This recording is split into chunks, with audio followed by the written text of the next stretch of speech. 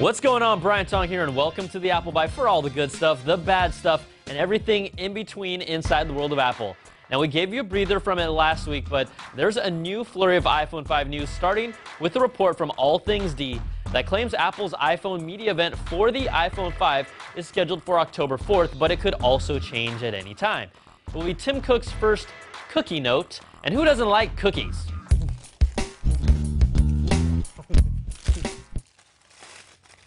They report the plan is to make the new phone available a few weeks after that, and that might be true if you listen to Al Gore.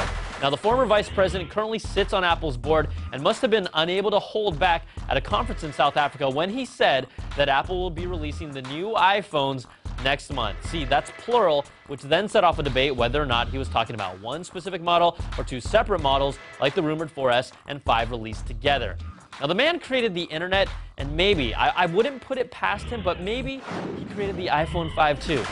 But we know one carrier that will not be getting the iPhone 5, and that's T-Mobile, after an internal news posting was leaked, and T-Mo's chief marketing officer outright said in the document, "We are not going to get the iPhone 5 this year."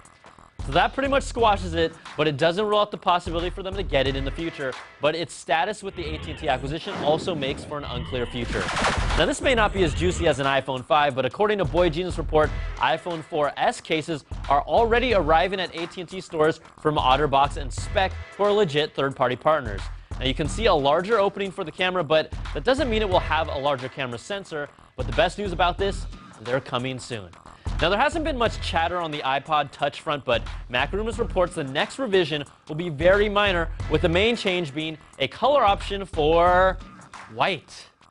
Now, I really don't care, but it will include the oleophobic coating that lasts for about a day and a revised ambient light sensor, but it's expected to be nearly identical to the current generation. All right, let's take a quick